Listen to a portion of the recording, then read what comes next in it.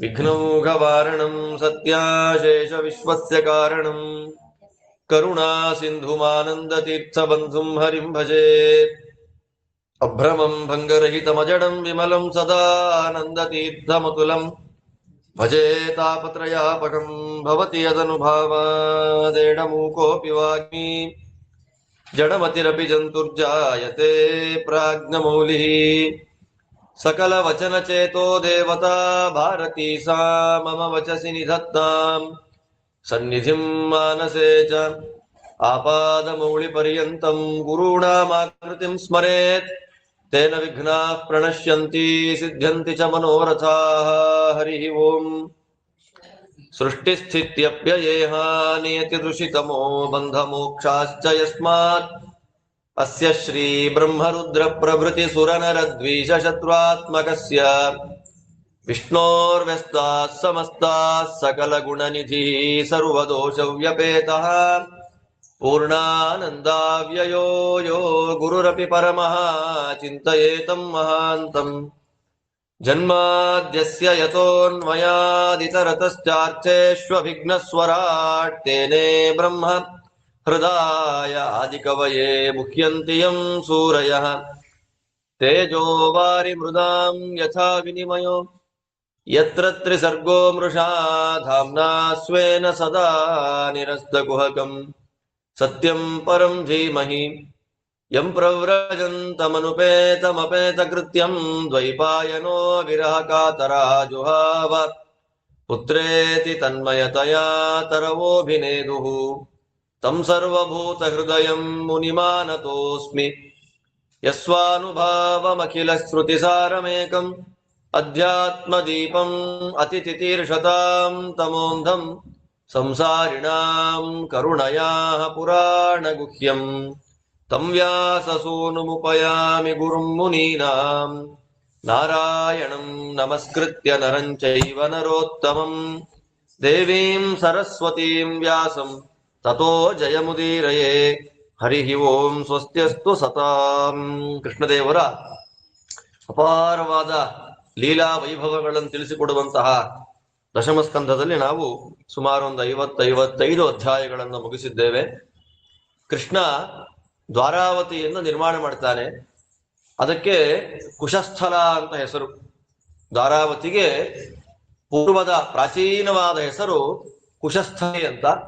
ಅಂತ ಕುಶಸ್ಥಲಿ ನಗರದಲ್ಲಿ ದ್ವಾರಕಾಪಟ್ಟಣವನ್ನ ನಿರ್ಮಾಣ ಮಾಡಿದ. ಆ ಕುಶಸ್ಥಲದಲ್ಲಿ ವಾಸ ಮಾಡ್ತಾ ಇದ್ದ ಕುಶ ಅನ್ನುವಂತ ಒಬ್ಬ ದೈತ್ಯನನ್ನ ಸಂಹಾರ ಮಾಡಬೇಕು ಅಂತ ಭಗವಂತ ತ್ರಿವಿಕ್ರಮ ರೂಪದಿಂದ ಮೇಲೆದ್ದು ಬಂದ. ಇವತ್ತು ನಾವು ದ್ವಾರಕೆಗೆ ಹೋದ್ರೆ ದ್ವಾರಕಾಧೀಶ ಮಂದಿರ ಅಂತ ಇದೆ. ಅದು ಕೃಷ್ಣನ ದೇವಸ್ಥಾನ ಅಲ್ಲ, ಅದು ತ್ರಿವಿಕ್ರಮನ ದೇವಸ್ಥಾನ. ಆ ತ್ರಿವಿಕ್ರಮನಿಗೆ ಕೊಳಲು ಗಿಳಲೆಲ್ಲ ಇಟ್ಟು ಕೃಷ್ಣ ಅಂತ ಅಲಂಕಾರ ಮಾಡ್ತಾರೆ. ಬಿಟ್ರೆ ದ್ವಾರಕೆಯ ಅಧಿದೇವತೆ ಶ್ರೀಕೃಷ್ಣ ಅಲ್ಲ. ಅಂದ್ರೆ ಕೃಷ್ಣ ತ್ರಿವಿಕ್ರಮ ಬೇರೆ ಬೇರೆ ಅಂತ ಅರ್ಥ ಅಲ್ಲ.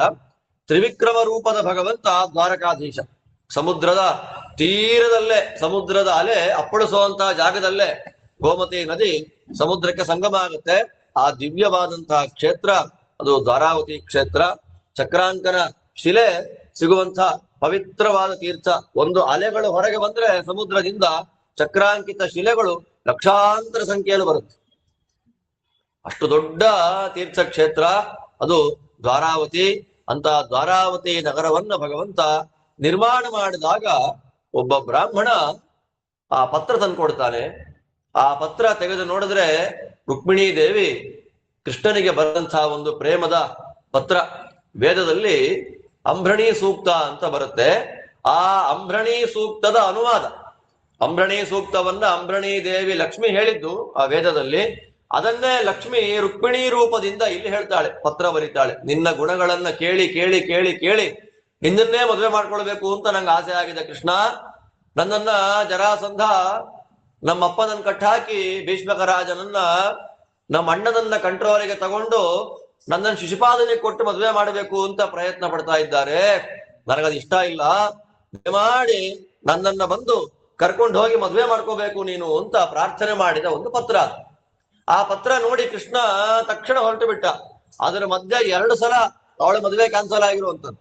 2 ಸಲ ಕ್ಯಾನ್ಸಲ್ ಆಗಿದೆ. ಒಂದು ಮೊದಲನೇ ಸಲ ಇನ್ನೇನು ಮಾಡಿಬಿಡಬೇಕು ಅನ್ನುವ ಸಂದರ್ಭದಲ್ಲೇ ಕೃಷ್ಣ ಗರುಡ ಮೇಲೆ ಕೂತ್ಕೊಂಡು ಬಂದು ಸೋಲಿಸಿ ಓಡಿಸಿಬಿಟ್ಟ ಅವನ್ನೆಲ್ಲ.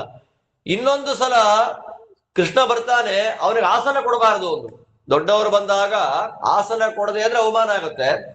ಕೃಷ್ಣನಿಗೆ ಆಸನ ಕೊಡ್ಲಿಲ್ಲ ಅಂದ್ರೆ ಸಿಟ್ಟು ಮಾಡ್ಕೊಂಡು ಹೊರಟೋಗ್ತಾನೆ, ಲಾಪಾಡಿಂದ ಮದುವೆ ಮಾಡ್ಕೋಬಹುದು ಅನ್ನುವಾಗ ಇಂದ್ರದೇವರು ಸಿಂಹಾಸನ ಕಳಿಸಿರ್ತಾರೆ. ಆ ಸಿಂಹಾಸನದ ಮೇಲೆ ಕೂತ್ಕೊಂಡ ಆಗೊಂದ್ಸಲ ಕ್ಯಾನ್ಸಲ್ ಆಯ್ತು. ಈಗ ಮೂರನೇ ಸಲವು ಇನ್ನೇನ್ ರೆಡಿ ಆಗ್ಬೇಕು, ಬಾಸಿಂಗ ಎಲ್ಲ ಕಟ್ಕೊಂಡಿದ್ದಾನೆ. ರುಕ್ಮಿಣೀ ದೇವಿ ಪಾರ್ವತೀ ದೇವಿಯ ಪೂಜೆ ಮಾಡಬೇಕು, ಗೌರಿ ಪೂಜೆ ಮಾಡಬೇಕು ಅಂತ ಗೌರಿಯ ದೇವಸ್ಥಾನಕ್ಕೆ ಬಂದಳು. ಪೂಜೆ ಮಾಡಿ ಹೊರಗೆ ಬಂದ್ಲು. ಬರ್ತಾ ಇದ್ದ ಹಾಗೆ ತಗೊಂಡು ಹೊರಟ್ಬಿಟ್ಟ ಕೃಷ್ಣ. ಅವಳನ್ನ ಸೊಂಟ ಕೈ ಹಾಕಿ ರಥದ ಮೇಲೆ ಎತ್ತಿಡಿಸಿ ಕರ್ಕೊಂಡು ಹೋಗ್ಬಿಟ್ಟ. ಅವನು ಕರ್ಕೊಂಡು ಹೋಗ್ತಾ ಇದ್ದ ಹಾಗೆ ಅಷ್ಟರಲ್ಲೇ ವಿಶೇಷವಾಗಿ ಅವನ ಅಣ್ಣ ರುಗ್ಮಿ ಪ್ರತಿಜ್ಞೆಯನ್ನು ಮಾಡಿರ್ತಾನೆ, ಕೃಷ್ಣನನ್ನ ಸೋಲಿಸದೆ ನಾನು ವಾಪಸ್ಸು ಊರಿಗೆ ಬರಲ್ಲ ಅಂತ ಪ್ರತಿಜ್ಞೆ. ಯಾವತ್ತೂ ವಾಪಸ್ ಊರಿಗೆ ಹೋಗಲೇ ಇಲ್ಲ. ಭೋಜಕಟ ಅಂತ ಊರನ್ನು ಕಟ್ಟಿಕೊಂಡು ಅಲ್ಲೇ ಇದ್ಬಿಟ್ಟ. ಹೀಗೆ ಭಗವಂತ ರುಕ್ಮಿಣೀ ದೇವಿಯನ್ನು ಅಪಹಾರ ಮಾಡಿ ಕರ್ಕೊಂಡು ಬಂದು ಮೂಲ ಮಾಧವ ಅನ್ನುವಂತಹ ಒಂದು ಜಾಗದಲ್ಲಿ, ದ್ವಾರಕೆ ಹತ್ತಿರದಲ್ಲಿ ಬರುತ್ತೆ ಮೂಲ ಮಾಧವ ಅಂತ ಒಂದು ಕ್ಷೇತ್ರ. ಅಲ್ಲಿ ಎಲ್ಲರ ಸಮಕ್ಷಮದಲ್ಲಿ ರುಕ್ಮಿಣೀ ದೇವಿಯನ್ನ ಕಲ್ಯಾಣ ಮಾಡಿಕೊಂಡು ವಿರಾಜಮಾನನಾಗಿದ್ದಾನೆ ಅಂತ ತಿಳಿಸಿಕೊಡ್ತಾರೆ. ಅಲ್ಲಿಂದ ಇನ್ನು ಮುಂದಕ್ಕೆ ಕೃಷ್ಣ ದ್ವಾರಕೆಯಲ್ಲಿರುವ ಸಂದರ್ಭದಲ್ಲಿ ರುಕ್ಮಿಣೀ ದೇವಿಯ ಜೊತೆಯಲ್ಲಿ ಸತ್ರಾಜಿತ ಅಂತ ಒಬ್ಬ ರಾಜ ಬರ್ತಾ ಇದ್ದ. ಕುತ್ತಿಗೆಯಲ್ಲಿ ಒಂದು ಮಣಿ ಹಾಕೊಂಡಿದ್ದ. ಆ ಮಣಿಯನ್ನ ನೋಡಿ ಸೂರ್ಯನೇ ಬರ್ತಾ ಇದ್ದಾನೇನೋ ಅನ್ಕೊಂಡ್ಬಿಟ್ರು. ತಕ್ಷಣಕ್ಕೆ ಅವನನ್ನ ನೋಡ್ಬೇಕು ಅಂತ ಬರುವಾಗ ಕೃಷ್ಣ ಸ್ವಾಗತ ಮಾಡ್ದ. ಸ್ವಾಗತ ಮಾಡಿ ಬಾಪ ಗೊತ್ತಾಯ್ತವಾಗ ನಮ್ಮವನೇ ಸತ್ರಾಜಿತ ಅಂತ ಗೊತ್ತಾಯ್ತು. ಸತ್ಯಭಾಮಾದೇವಿಯ ತಂದೆ ಬಂದ ಅಂತ ಗೊತ್ತಾದ ತಕ್ಷಣದಲ್ಲೇ ಏನಪ್ಪಾ ನಿನ್ ಕುತ್ತಿಗೆಯಲ್ಲಿ ಕಾಣ್ತಾ ಇದೆಯಲ್ಲ ಅಂತ. ಅದೇನಲ್ಲ, ಮಣಿ, ಸೂರ್ಯ ಕೊಟ್ಟ ಮಣಿ. ಒಂದು ದಿನಕ್ಕೆ 160 ತೊಲೆ ಬಂಗಾರಗಳನ್ನ ಕೊಡುತ್ತೆ. ಒಟ್ಟು 8 ಭಾರ ಬಂಗಾರವನ್ನ ಕೊಡುತ್ತೆ ಆ ಮಣಿ ಅಂತ ಹೇಳಿದ್ರು. ಒಂದು ಭಾರ ಅಂತಂದ್ರೆ 20 ತೊಲೆಗಳು. ಆ 20 ತೊಲೆಗೆ ನಮ್ಮ ಲೆಕ್ಕದಲ್ಲಿ ಹೇಳುವಾಗ 12 ಮಣ ಅಂತ ಕರೀತಾರೆ. ಒಂದು ಮಣ ತಿನ್ಬಿಟ ಅಂತ ಹೇಳ್ತಾರಲ್ಲ, ಅದೆಲ್ಲ ಆ ಲೆಕ್ಕಗಳೇ. ಅದೆಲ್ಲ ಏನು ಮಣ ಅಂದ್ರೆ ಏನು ಆ ಲೆಕ್ಕ. 12 ಮಣಗಳು ಅಂದ್ರೆ 20 ತೊಲೆ ಅಂತ ಅರ್ಥ. ಆ ರೀತಿಯಲ್ಲಿ 8 ಮಣಗಳನ್ನ ಕೊಡ್ತಾ ಇತ್ತು. ಅಂದ್ರೆ 160 ತೊಲೆಗಳಷ್ಟು ಬಂಗಾರವನ್ನ ಕೊಡ್ತಾ ಇತ್ತು. ಒಳ್ಳೆ ಮಳೆ ಬೆಳೆ ಎಲ್ಲ ಕೊಡ್ತಿತ್ತು. ರೋಗ ರುಜಿನ ಎಲ್ಲ ಪರಿಹಾರ ಮಾಡ್ತಿತ್ತು.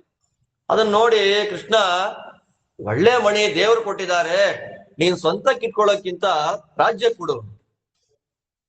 ಕೊಡಕ್ಕಾಗಲ್ಲ ಅಂತ ಹೊರಟವನು. ಆ ಸಂದರ್ಭದಲ್ಲೇ ಅವನ ತಮ್ಮ ಪ್ರಸೇನ ಆ ಮಣಿ ಹಾಕೊಂಡ. ನಮ್ಗೆಲ್ಲ ಗೊತ್ತಿರೋದ ಕಥೆ ಇದೆಲ್ಲ. ಯಾಕೆ ಹಾಕೊಂಡ ಅಂತಂದ್ರೆ ಅವನು ಕಾಡಿಗೆ ಹೋಗ್ಬೇಕು ಅಂತ ಆಸೆ ಆಯ್ತು. ಮೈಲಿಗೆ ಹಾಕೊಂಡ, ಮಡಿಯಲ್ಲಿ ಹಾಕೋಬೇಕಾಗಿತ್ತು. ಅಶುಚಿಯಾಗಿ ಹಾಕೊಂಡ. ಸಿಂಹ ಸಾಯಿಸ್ಬಿಡ್ತು. ಆ ಸಿಂಹವನ್ನ ಈ ಜಾಂಬವಂತ ಕೊಂದುಬಿಟ್ಟ. ಜಾಂಬವಂತ ತಗೊಂಡೋಗಿ ಆ ಮಣಿನ ಅವನ ಗುಹೆ ಒಳಗೆ ಇಟ್ಕೊಂಡ್ಬಿಟ್ಟ. ಇತ್ತ ಮಣಿ ಕಾಣ್ತಾ ಇಲ್ಲ. ಆಟೋಮೆಟಿಕ್ ಆಗಿ ಡೌಟ್ ಯಾರ ಮೇಲೆ ಬಂತು? ಕೃಷ್ಣ ಎಲ್ಲರನ್ನ ಕರ್ಕೊಂಡು ಹುಡುಕ್ತಾ ಹುಡುಕ್ತಾ ಬರ್ತಾನೆ. ಪ್ರಸೇನನ ಹೆಣ ಸಿಕ್ತು. ಸಿಂಹದ ಹೆಜ್ಜೆ ಗುರುತು ಬಂತು. ಆ ಸಿಂಹದ ಹೆಜ್ಜೆ ಗುರುತು ಫಾಲೋ ಮಾಡ್ಕೊಂಡು ಹೋಗ್ತಾ ಇದ್ದ ಸಿಂಹದ ಹೆಣ, ಅಲ್ಲಿಂದ ಕರಡಿ ಹೆಜ್ಜೆ ಗುರುತು ಫಾಲೋ ಮಾಡ್ಕೊಂಡು ಹೋದ್ರೆ ಜಾಂಬವಂತನ ಗುಹೆ ಅಲ್ಲಿದೆ. ಗುಹೆ ಒಳಗೆ ಪ್ರವೇಶ ಮಾಡಿ 28 ದಿನಗಳ ಕಾಲ ಯುದ್ಧ. 21 ದಿನದ ತನಕ ವೇಟ್ ಮಾಡಿದ್ರು, ಬರ್ತಾನೆ ಕೃಷ್ಣ ಬರ್ತಾನೆ ಅಂತ. 21 ದಿನ ಆದ್ರೂ ಬರದೇ ಇದ್ದಾಗ ಕೃಷ್ಣ ಏನೋ ಆಗ್ಬಿಟ್ಟಿದ್ದಾನೆ ಅಂತ ಎಲ್ಲ ಬಂದ್ಬಿಟ್ರು. ಬಂದಾಗ ದೇವಕಿ ಹೇಳಿದಾಗ ಸರಿ ದುರ್ಗಾದೇವಿ ಪೂಜೆ ಮಾಡೋಣ ಅಂತ ಅವರು ಕೃಷ್ಣ ಬರೋ ತಲಗು ಉಪತಸ್ಥರು ಮಹಾಮಾಯಾಂ ದುರ್ಗಾಂ ಕೃಷ್ಣೋಪಲಬ್ಧಯೇ ಹೇಳ್ತಾರೆ. ಮಹಾಮಾಯಾ ದೇವಿ ದುರ್ಗಾದೇವಿಯನ್ನ ನಮ್ಮ ಕೃಷ್ಣ ವಾಪಸ್ ಬರ್ಲಿ ಅಂತ ಪೂಜೆ ಮಾಡ್ತಾ ಇದ್ರಲ್ಲ. ಅಮ್ಮ ಕೃಷ್ಣನ್ ತೋರಿಸು ಕೃಷ್ಣನ್ ತೋರಿಸು ಅಂತ ಪೂಜೆ. 28 ದಿನ ಆದಾಗ ಸುಸ್ತಾಯ್ತು ಜಾಂಬವಂತನಿಗೆ. ಕೃಷ್ಣ ಬೇರೆ ಅಲ್ಲ ರಾಮ ಬೇರೆ ಅಲ್ಲ ಅಂತ ಗೊತ್ತಾದ ಮೇಲೆ ತಪ್ಪಾಯ್ತು ಅಂತ ಹೇಳಿ ಮಣಿಯನ್ನ ಜಾಂಬವತಿಯನ್ನ ಇಬ್ಬರನ್ನ ಕೊಟ್ಟುಬಿಟ್ಟ. ಆ ಮಣಿಯನ್ನ ಕೃಷ್ಣ ಕಂಠದಲ್ಲಿ ಹಾಕೊಂಡು ಬಂದ ದ್ವಾರಕೆಗೆ. ತುಂಬಾ ಸಂತೋಷ ಆಯ್ತು. ದುರ್ಗೆ ಮಾಡಿದ ದೊಡ್ಡ ಅನುಗ್ರಹ ಇದು ಅಂತ ಅವರೆಲ್ಲ ಅನುಸಂಧಾನ ಮಾಡಿ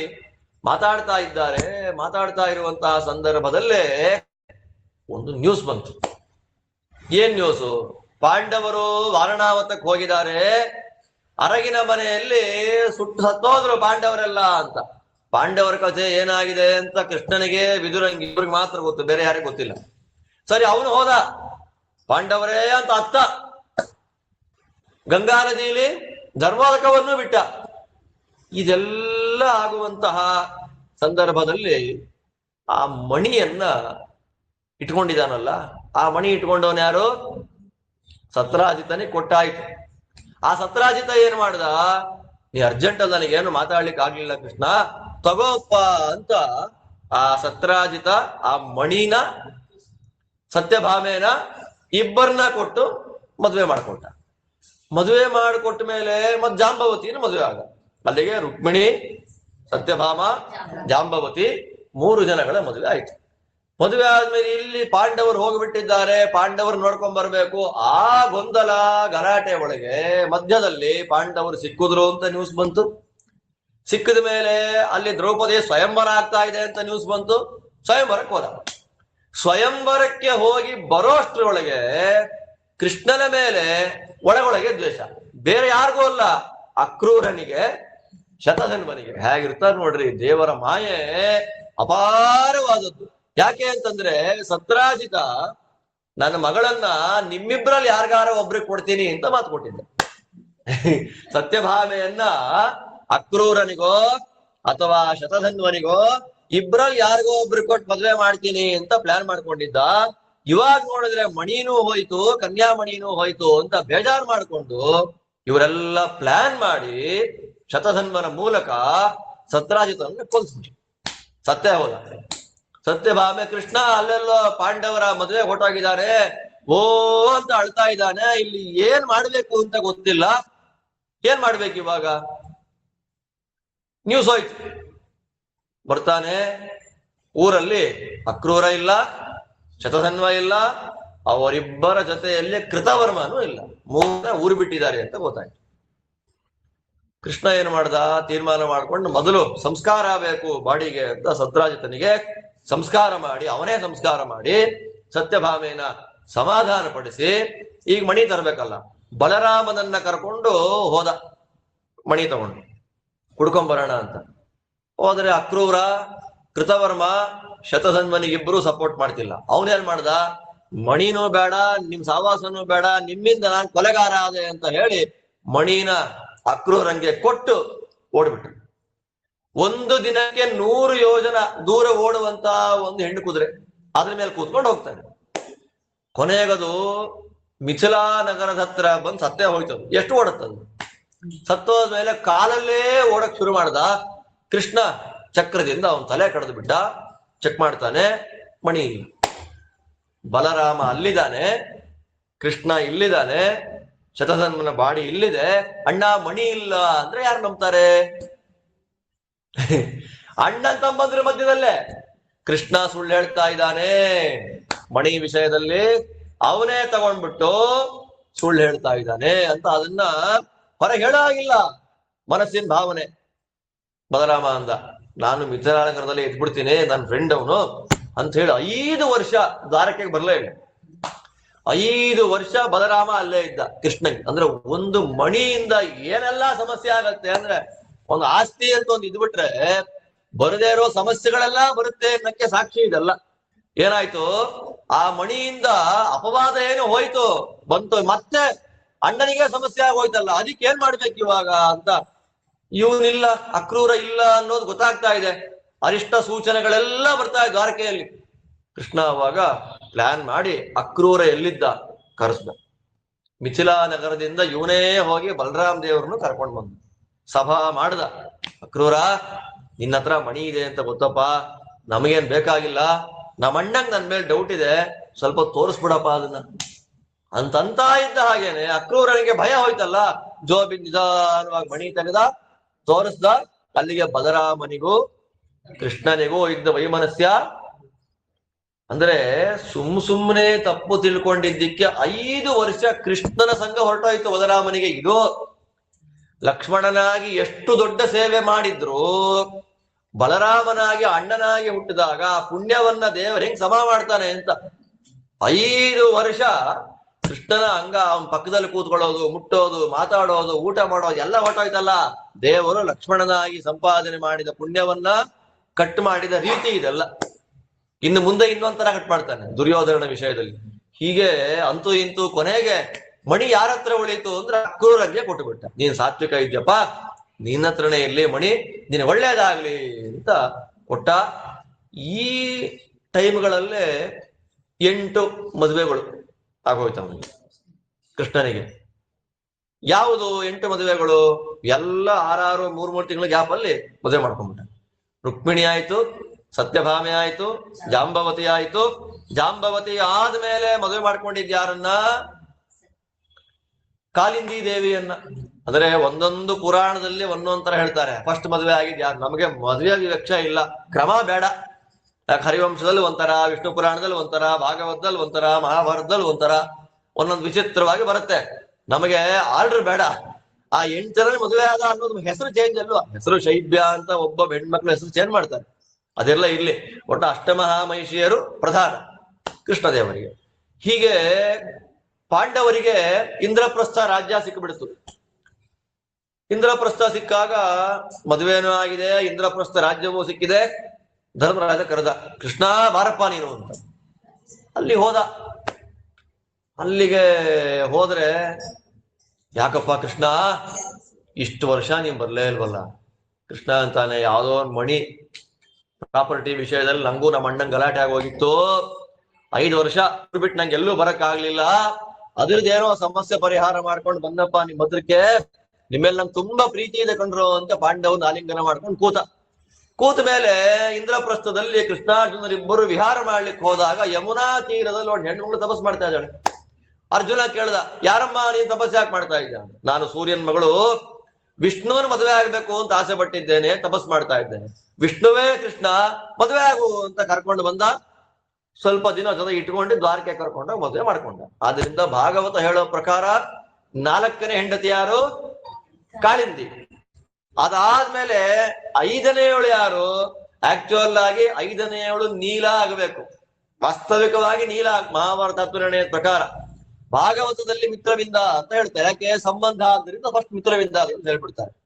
ವಸುದೇವನಿಗೆ ತಂಗಿ ರಾಜಾಧಿದೇವಿ ಅಂತ ಅವಳ ಹೆಸರು. ರಾಜಾಧಿದೇವಿ ವಿಚಿತ್ರ ಹೆಸರು. ಅವಳಿಗೆ 2 ಗಂಡು 1 ಹೆಣ್ಣು. ವಿಂದ, ಅನುವಿಂದ, ಮಿತ್ರವಿಂದ ಅಂತ 3 ಜನ. ಅದರಲ್ಲಿ ವಿಂದಾನುವಿಂದರಿಬ್ಬರು ಕೌರವನ್ ಸಪೋರ್ಟ್. ಇವಳಿಗೆ ನಾವು ಅಣ್ಣನ ಮಗನಿಗೆ ಕೊಡ್ಬೇಕು ನನ್ನ ಮಗಳನ್ನ ಅಂತ ಆಸೆ. ಯಾರಿಗೆ? ರಾಜಾಧಿದೇವಿಗೆ. ಅವರಿಬ್ಬರಿಗೆ ಇಷ್ಟವಿಲ್ಲ. ಕೊನೆಗೆ ಏನ್ ಮಾಡ್ದ? ಅಪಹಾರ ಮಾಡ್ಕೊಂಡು ತಗೊಂಡು ಹೋಗಿ ಮಿತ್ರವಿಂದಾದೇವಿಯನ್ನ ಅವನು ಮದುವೆ ಮಾಡ್ಕೊಂಡ್ಬಿಟ್ಟ. ಅದಾದ್ಮೇಲೆ ಮುಂದೆ ಮದುವೆ ಆದದ್ದು ಯಾರನ್ನ? ನೀಲಾದೇವಿನ. Most controversial subject Neeladevi. ಯಾಕೆ ಅಂತಂದ್ರೆ ಇದರಲ್ಲಿ 2-3 ತರ ಕಥೆ ಬರುತ್ತೆ. ನಿರ್ಣಯಾನುಸಾರವಾಗಿ ತಿಳ್ಕೊಳ್ಬೇಕು ನಾವು. ನೀಲ 2 ನೀಲ ಕಥೆ ಬರುತ್ತೆ. ನಗ್ನಜಿತ್ ಅಂತ ಒಬ್ಬ ರಾಜ. ಆ ನಗ್ನಜಿತ್ ರಾಜನ ಮಗಳು ಸತ್ಯಾದೇವಿ ಅಂತ. ಆ ಸತ್ಯಾದೇವಿಗೆ ಇನ್ನೊಂದು ಹೆಸರೇನು? ನೀಲಾದೇವಿ ಅಂತ ಹೇಳಿ. ಅವನು ನಗ್ನಜಿತ್ ರಾಜನದ್ದು ಒಂದು ಶಪಥ. ಅವನ ಮನೆಯಲ್ಲಿ 7 ಎತ್ತುಗಳಿತ್ತು. ಆ 7 ಎತ್ತುಗಳನ್ನ ಒಬ್ಬನೇ ಒಂದೇ ಕಾಲಕ್ಕೆ ಯಾರು ಕಟ್ಟಾಕ್ತಾನೆ ಅವನಿಗೆ ಮದುವೆ ಮಾಡ್ಕೊಡ್ತೀನಿ ಅಂತ. ಕೃಷ್ಣ ಹಾಗೆ ಮಾಡ್ದ, ಮದುವೆ ಮಾಡ್ಕೊಂಡ್ಬಿಟ್ಟ. ಯಾರನ್ನ? ನೀಲಾದೇವಿಯನ್ನ. ಸಮಸ್ಯೆ ಆಗೋದೇನು ಅಂತಂದ್ರೆ, ಹರಿವಂಶದಲ್ಲಿ ಹೇಳುವಾಗ ಇದೇ ಕಥೆ ವ್ಯಕ್ತಿ ಚೇಂಜ್ ಆಗಿ ಹೋಗ್ತಾನೆ. ಕುಂಭಕ ಅಂತ. ಕುಂಭಕ ಯಾರು? ಯಶೋದೆಯ ಅಣ್ಣ ಕುಂಭಕ. ಆ ಕುಂಭಕನ ಮಗಳು ನೀಲೆ. ಸೇಮ್ ಕಥೆ. ಆ ಕುಂಭಕ ರಾಜನ ಮನೆಯಲ್ಲಿ 7 ಎತ್ತಿತ್ತು. ಆ 7 ಎತ್ತಿತ್ತು. ಆ 7 ಎತ್ತನ್ನ ಯಾರು ಕೊಲ್ತಾರೋ, ಕಟ್ಟಾಕ್ತಾರೋ ಅವಳಿಗೆ ನನ್ನ ಮಗಳನ್ನ ಕೊಡ್ತೀನಿ ಅಂತ ಪ್ರತಿಜ್ಞೆ ಕುಂಭಕಂದು. ಅದೇ ಕಥೆ ನೋಡಿ. ಹರಿವಂಶದಲ್ಲಿ ಹೇಳುವಾಗ ಕುಂಭಕನ ಮಗಳು ನೀಲಾದೇವಿ ಅಂತ ಅಂದ್ಬಿಟ್ರು. ಭಾಗವತ ಹೇಳುವಾಗ ನಗ್ನಜಿತ್ ಮಗ ಯಾ ನೀಲಾದೇವಿಯಿಂದ ತಲೆ ಕೆಟ್ಟವ್ರು 2 ನೀಲಾದೇವಿ ಇದ್ದಾರೆ ಅಂತ ಬರೆದು ಬಿಟ್ರು. ಅಲ್ಲಿ 9 ಜನ ಹೆಂಡತಿರಾಗ್ಬಿಟ್ರು ಕೃಷ್ಣನಿಗೆ. ಅಷ್ಟಮಹಾಮಹಿಷಿಯರು ನವಮಹಾಮಹಿಷಿ ಆಗೋಯ್ತು. ಎಲ್ಲಕ್ಕೂ ವಿರುದ್ಧ.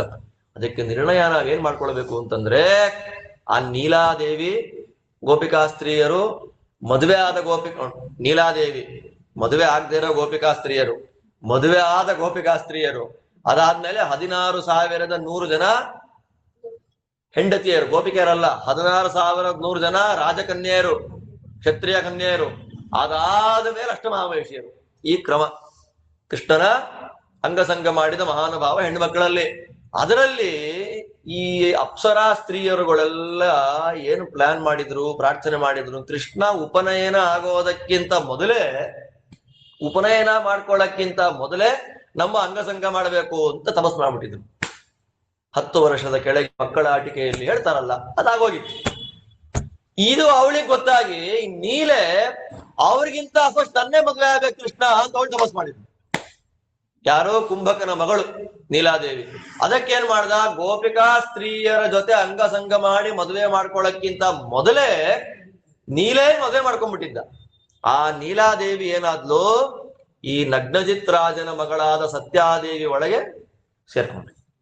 ಅದೇ ನೀಲೆ ಈ ನಗ್ನಜಿತ್ ರಾಜನ ಮನೆಗೆ ಬಂದು, ಅಂದ್ರೆ ಅವಳ ವೈಭವ ನೋಡಿ ದೇವರನ್ನ 2 ಸಲ ಮದುವೆ ಮಾಡ್ಕೊಂಡ್ರು. ಅವಳ ಲಕ್ಷ್ಮೀ ದೇವಿಯ ಸನ್ನಿಧಾನ ಎಷ್ಟು ಜೋರಾಗಿತ್ತು ಅಂತ ಅನ್ನೋದು ನಮಗೆ ಗೊತ್ತಾಗ್ತಿದೆ. ಲಕ್ಷ್ಮೀ ದೇವಿಯ ದುರ್ಗಾ ರೂಪದ ಸನ್ನಿಧಾನ ಅವಳಲ್ಲಿ ವಿಶೇಷವಾಗಿತ್ತು. ಆದ್ದರಿಂದ ಅವಳು ದೇವರನ್ನ 2 ಬಾರಿ, ಅಂತಹ ನೀಲಾದೇವಿಗೆ ಕೃಷ್ಣ ಕೊಟ್ಟಿದ್ದು ಅವನದ್ದೇ ಪ್ರತಿಮೆ. ನೀಲಾದೇವಿ ಕರಾಚಿತ ಮೂಲಗೋಪಾಲ ಕೃಷ್ಣ ದೇವರು, ಅದು ಈ ಮಠದ ಉಪಾಸ್ಯ ಮೂರ್ತಿಯಾಗಿ ಪೂಜೆಯನ್ನ ಸ್ವೀಕಾರ ಮಾಡ್ಕೊಳ್ತಿದ್ದು. ಅಂಥ ದೊಡ್ಡ ಪ್ರತಿಮೆ ಅದು. ಈ ದೃಷ್ಟಿಯಲ್ಲಿ ನೀಲಾದೇವಿಯ ಮದುವೆ ಎಷ್ಟಾಯ್ತು ಇವಾಗಲ್ಲಿ? ರುಕ್ಮಿಣಿ, ಸತ್ಯಭಾಮ, ಜಾಂಬವತಿ, ಕಾಳಿಂದಿ, ಮಿತ್ರವಿಂದ, ನೀಲ, ಅದಾದ್ಮೇಲೆ ಭದ್ರ. ಆ ಭದ್ರಾದೇವಿಗೆ ಶೈಬ್ಯ ಅಂತ ಇನ್ನೊಂದು ಹೆಸರು, ಚಿತ್ರ. ಆ ಶೈಬ್ಯಯೇ ಭದ್ರ. ಒಂದೊಂದು ಪುರಾಣದಲ್ಲಿ ಶೈಬ್ಯ ಅಂತಾರೆ, ಒಂದೊಂದು ಪುರಾಣದಲ್ಲಿ ಭದ್ರ ಅಂತಾರೆ, ನಿರ್ಣಯದಲ್ಲಿ ಭದ್ರ ಅಂತಲೇ ಕೊಟ್ಟಿದ್ದಾರೆ. ಆ ಭದ್ರಾದೇವಿ ಬೇರೆ ಯಾರು ಅಲ್ಲ, ಶ್ರುತಕೀರ್ತಿ ಅಂತ ಹೇಳಿ ವಸುದೇವನ ಇನ್ನೊಬ್ಬ ತಂಗಿ. ಅವನ್ ಏನು ಅಂದ್ರೆ, ಅಮ್ಮನ ಅಣ್ಣನ ಮಕ್ಕಳು ಮದುವೆ ಆಗಿದ್ದಾನೆ, ಇಲ್ಲ ಅಪ್ಪನ ತಂಗಿಯ ಮಕ್ಕಳು ಮದುವೆ ಆಗಿದ್ದಾನೆ. ಹೊರಗಿನ ಸಂಬಂಧ ಅಂತಂದ್ರೆ ರುಕ್ಮಿಣಿ ಮತ್ತೆ 16,100 ಜನ. ಅವಳು ಯಾರವಳು? ಶೈಬ್ಯಾದೇವಿ ಶ್ರುತಕೀರ್ತಿ ಅಂತ ವಸುದೇವನ ತಂಗಿ. ದೃಷ್ಟಕೇತು ಅಂತ ರಾಜ, ಅವನಿಂದ ಹುಟ್ಟಿ ಬಂದವಳು. ಕೃಷ್ಣನ್ ಕೊಡಕ್ಕೆ ಯಾರಿಗೂ ಇಷ್ಟ ಇಲ್ಲ. ಎಲ್ಲ ನೋಡ್ತಾ ಇದ್ದಾಗ ನಾ ಇವಳನ್ನ ತಗೊಂಡಾಗ ಮದುವೆ ಆಗ್ತೀನಿ, ತಾಕತ್ತಿದ್ರೆ ತಡೀರಿ ಅಂತಂದ. ಯಾರು ತಡೀತಾರ ದೇವರನ್ನ? ನೇರವಾಗಿ ಬಂದ, ಅವಳನ್ನ ವಿವಾಹ ಮಾಡ್ಕೊಂಡ. ಅದಾದ್ಮೇಲೆ ಲಕ್ಷಣಾದೇವಿ, ಆ ಲಕ್ಷಣಾದೇವಿಯನ್ನ ಸ್ವಯಂವರದಲ್ಲಿ ವಿವಾಹವನ್ನ ಮಾಡ್ಕೊಂಡಿದ್ದಾನೆ ಕೃಷ್ಣ. ಈ ರೀತಿಯಲ್ಲಿ ಆರಂಭದಲ್ಲಿ ಅವನು ಅಲ್ಲೇ ಸುಮಾರು 100 ಜನ ಗೋಪಿಕಾ ಸ್ತ್ರೀಯರನ್ನ ಮದುವೆ ಮಾಡ್ಕೊಂಡ ಉಪನಯನದ ಮೊದಲಿಗೆ. ಅಲ್ಲಿ 1,00,000 ಜನ ಮಕ್ಕಳು ಬಂದ್ರು. ಅವರು ನಾರಾಯಣಿ ಸೈನ್ಯ ಅಂತ ಮಹಾಭಾರತದಲ್ಲಿ ಸಾಯುವಂತವ್ರು ಅವರೆಲ್ಲ. ಅದಾದ್ಮೇಲೆ ಉಪನಯನ ಆದ್ಮೇಲೆ ಸರಿಯಾಗಿ ರುಕ್ಮಿಣಿ, ಸತ್ಯಭಾಮಾದಿ ಅಷ್ಟಮಹಾಮಹಿಷಿಯರನ್ನು ಮದುವೆ ಮಾಡ್ಕೊಂಡ. ಹೀಗೆ ಕೃಷ್ಣ ವಿರಾಜಮಾನನಾಗಿರ್ತಕ್ಕಂತಹ ಸಂದರ್ಭದಲ್ಲೇ ಈ ಕೃಷ್ಣ ಇಲ್ಲಿಗೆ ಬಂದಿದ್ದಾನೆ. ಮತ್ತೆ ವಾಪಸ್ಸು ದ್ವಾರಕೆಗೆ ಬಂದ. ಅಲ್ಲಿ ಸಂತೋಷವಾಗಿರೋ ಸಂದರ್ಭದಲ್ಲೇ ಮತ್ತೆ ಕರೆ ಬಂತು, ಕೃಷ್ಣ ರಾಜಸೂಯಾಗ ಮಾಡೋಣ ಅನ್ಕೊಂಡಿದ್ದೀನಿ, ನೀನ್ ಸಪೋರ್ಟ್ ಬೇಕು ನನಗೆ. ಸರಿ, ರಾಜಸೂಯಾಗ ಮಾಡೋಣ, ಸಪೋರ್ಟ್ಗೆ. ಸಪೋರ್ಟ್ಗೆ ಇರ್ತೀನಿ ನಾನು ಅಂತ ಕೃಷ್ಣ ದ್ವಾರಕೆಗೆ ಇಂದ್ರಪ್ರಸ್ಥಕ್ಕೆ ಬರ್ತಾನೆ. ಮಾಡ್ಬೋದಪ್ಪ, ದೊಡ್ಡ ವಿಘ್ನ ಇದೆ ಜರಾಸಂಧ, ಅವನನ್ನು ಮುಗಿಸೋ ತನಕ ನಾನೇ 18-20 ಸಲ ಅವನು ಸೋಲಿಸಿ ಓಡಿಸಿದ್ದೇನೆ, ಕೊಲ್ಲಕ್ಕಾಗ್ಲಿಲ್ಲ. ನಾಟಕ ಆಡ್ದ ಕೃಷ್ಣ. ಯಾಕೆ? ಜರಾಸಂಧನನ್ನ ಕೊಂದ ಪುಣ್ಯ ಭೀಮನಿಗೆ ಬರಬೇಕು ಅಂತ. ಸರಿ ಅಂತ ಹೋದ್ರು, ಬ್ರಾಹ್ಮಣರ ವೇಷ ಹಾಕೊಂಡು ಹೋದ್ರು 3 ಜನ. ಅಲ್ಲಿ ಸುಮಾರು 18-20 ದಿನ ಹಗಲು ರಾತ್ರಿ ಯುದ್ಧ ಜರಾಸಂಧನ ಜೊತೆಯಲ್ಲಿ. ಜರಾಸಂಧನನ್ನ ಮುಗಿಸಿ ರಾಜಸೂಯ ಯಾಗವನ್ನ ವಿಶೇಷವಾಗಿ ಮಾಡಿಸಿದ.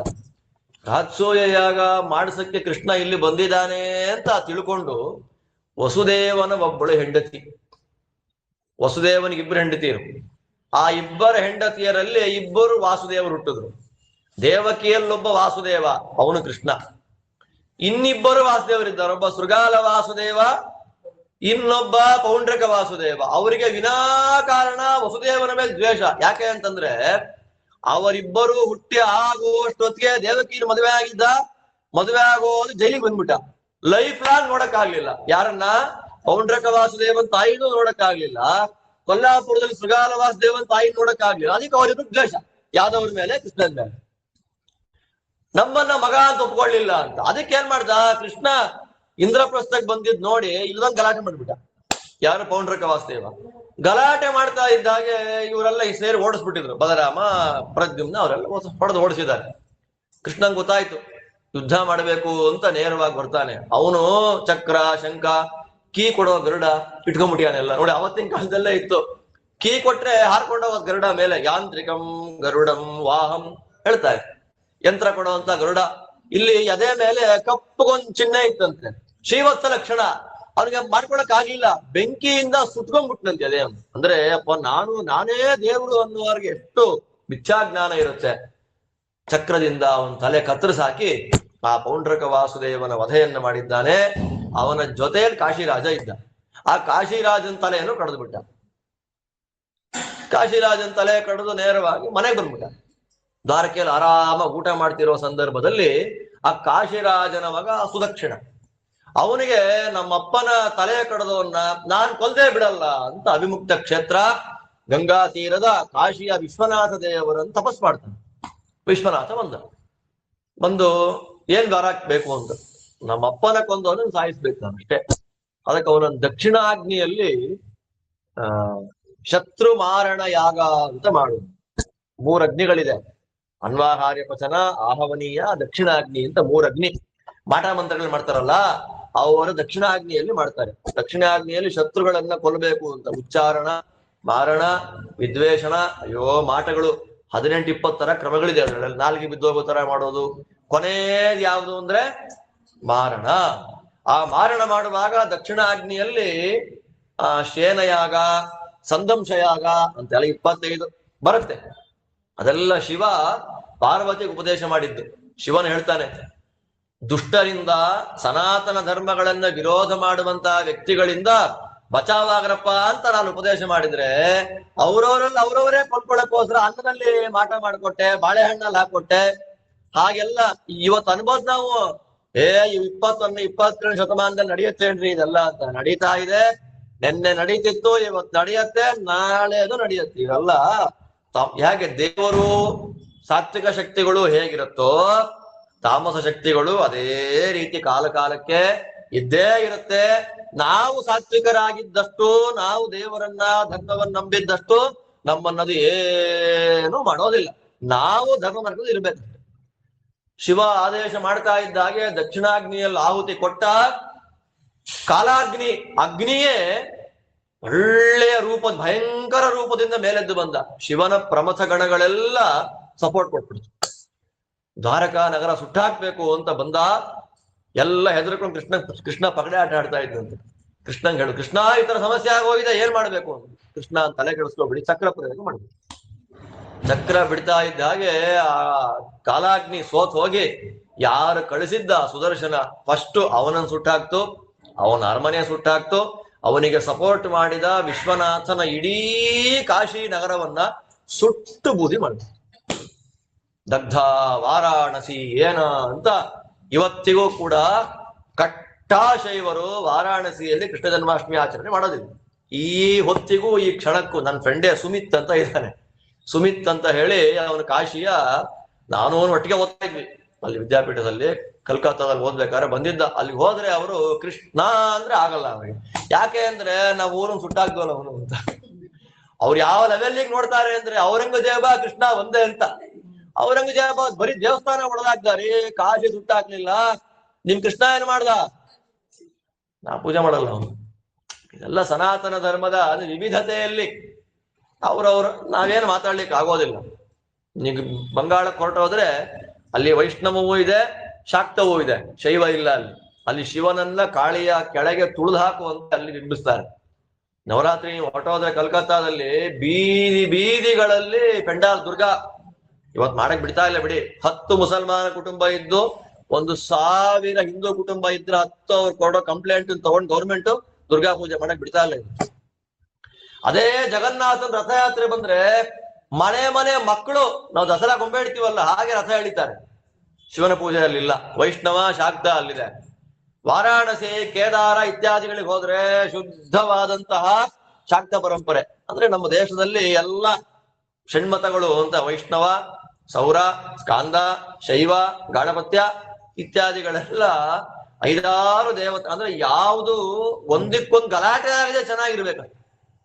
ಮುಖ್ಯವಾಗಿ ನಮಗೆ ಬೇಕಾದ್ದೇನು, ಒಬ್ರಿಗೊಬ್ರು ಗಲಾಟೆ ಮಾಡ್ಕೊಳ್ಳದೆ ಚೆನ್ನಾಗಿದ್ರೆ ದೇಶ ಸುಭಿಕ್ಷವಾಗಿರುತ್ತೆ. ವಾರಾಣಸಿಯನ್ನ ಸುಟ್ಟು ಬೂದಿ ಮಾಡಿಬಿಡ್ತು ಭಗವಂತನ ಸುದರ್ಶನ ಚಕ್ರ. ಹೀಗೆ ಆಟ ಆಡ್ತಿರೋ ಸಂದರ್ಭದಲ್ಲೇ ಕೃಷ್ಣನಿಗೆ ಮತ್ತೊಂದು ನ್ಯೂಸ್ ಬಂತು. ರಾಜಸೂಯ ಯಾಗದ ಸಂಪತ್ತನ್ನ ನೋಡಿ ಅರಗಿಸಿಕೊಳ್ಳಿಕ್ಕಾಗದೆ ದುರ್ಯೋಧನ ಪಾಂಡವರನ್ನ ಕಪಟದ್ಯೂತದಿಂದ ಸೋಲಿಸಿ ಸಂಪತ್ತನ್ನ ಕಿತ್ಕೊಂಡ್ಬಿಟ್ಟಿದ್ದಾನೆ. ಆ ನ್ಯೂಸ್ ಬರ್ತಾ ಇದ್ದ ಹಾಗೆ ಕೃಷ್ಣ ದ್ವೈತವನಕ್ಕೆ ಮತ್ತೆ ಹೋದ ಪಾಂಡವರನ್ನ ಭೇಟಿ ಮಾಡಕ್ಕೆ. ನಾನಿದ್ದೇನೆ ನಿಮ್ ಕಷ್ಟದಲ್ಲಿ ಅಂತ. ಅಲ್ಲ ಅವ್ರ ಹತ್ರ ಮಾತಾಡ್ಕೊಂಡ್ ಬರೋ ಅಷ್ಟೊತ್ತಿಗೆ ಈ ಸಾಲ್ವ ಏನ್ ಮಾಡ್ಬಿಟ್ಟಿದ್ದಾನೆ, ದ್ವಾರಕೆಯನ್ನ ಪುಡಿ ಪುಡಿ ಮಾಡ್ಬಿಟ್ಟಿದ್ದಾನೆ. ಸೌಭ ಅಂತ ವಿಮಾನ, ಆ ಸೌಭ ವಿಮಾನದಲ್ಲಿ ಬಂದು ದ್ವಾರಕೆ ಮನೆಗಳಿಗೆ ಏನ್ ಮಾಡಿಲ್ಲ, ಗೋಪುರ ಗೀರ್ಪು ಸುಟ್ಟಾಕ್ಬಿಟ್ಟ. ಬಂದ್ರೆ ಮನೆಯೆಲ್ಲ ಚೂರ್ ಚೂರಾಗಿದೆ. ಏನು ಅಂದ್ರೆ ಕೃಷ್ಣನ ಇಡೀ ಜೀವನ ನಾವಂತೀವಿ, 1-2 ಕಷ್ಟ ಬಂದ್ರೆ ತರ್ಕೊಳಕ್ ಆಗಲ್ಲಪ್ಪ ಅಂತ ನಾವಂತೀವಿ. ಕೃಷ್ಣನ ಜೀವನವನ್ನ ನಮ್ಮ ಕಷ್ಟಗಳಿಗೆ ಹೋಲಿಕೆ ಮಾಡ್ಕೊಂಡು ನೋಡ್ಬಿಟ್ರೆ ಪಾಪ ಹುಟ್ಟಿದ್ದೆಲ್ಲೋ ಮಧ್ಯರಾತ್ರೆ ಅಲ್ಲೆಲ್ಲ ಹೊರಟೋದ. ಅಲ್ಲಿದ್ನ ಎಂಥ ರಾಜ, ಅಲ್ಲಿ ಹಾಲು ಮೊಸರು ತುಪ್ಪ ಬೆಣ್ಣೆ ಮೈಮೇಲೆ ಕೆಸರು ಹಾಕೊಂಡು ಓಡಾಡ್ಕೊಂಡಿದ್ದ. ಅಲ್ಲಿಂದ ಇಲ್ಲಿಗ್ ಬಂದ್ರೆ ಮನೆಯಲ್ಲಿ ವಾಸ ಮಾಡೋಂಗಿಲ್ಲ, ಅಲ್ಲಿ ಮತ್ತೆ ಗಲಾಟೆ. ನೀರೊಳಗೆ ಹೋದ, ಅಲ್ಲಿಂದ ಹೋದ್ರೆ ಫ್ರೆಂಡ್ಸಿಗೆ ಗಲಾಟೆ. ನಿರಂತರ ಶತ್ರುಗಳ ಮಧ್ಯದಲ್ಲೇ ವಾಸ. ಹಾಗಿದ್ರು ನಮ್ಮ ಸಹಜ ಸ್ವಭಾವ ಚೆನ್ನಾಗಿದ್ರೆ ನಮ್ಮನ್ಯಾರು ಏನು ಮಾಡ್ಲಿಕ್ಕೆ ಆಗೋದಿಲ್ಲ ಅನ್ನೋದನ್ನ ಕೃಷ್ಣ ತೋರಿಸಿಕೊಟ್ಟ ದೊಡ್ಡ ಸಂದೇಶ. ನಾವು ನಮ್ಮ ಮನಸ್ಸು, ನಾವು ಮಾಡೋ ಆಚರಣೆ, ನಮ್ಮ ಭಕ್ತಿ ಎಷ್ಟು ಶುದ್ಧವಾಗಿರುತ್ತೆ ಅಷ್ಟಷ್ಟು ದೇವರು ನಮ್ಮ ಎತ್ತಿಡ್ತಾ ಇರ್ತಾನೆ ಮೇಲೆ ಅನ್ನೋದು ಕೃಷ್ಣನ ಜೀವನ ಚರಿತ್ರೆಯಿಂದ ನಾವುಗಳು ಕಲಿಬೇಕಾದ ಪಾಠ. ಕೃಷ್ಣನಿಗೆ ಏನ್ ಕಷ್ಟ ಇಲ್ಲ, ಅವನು ಸರ್ವೋತ್ತಮ ದೇವರು.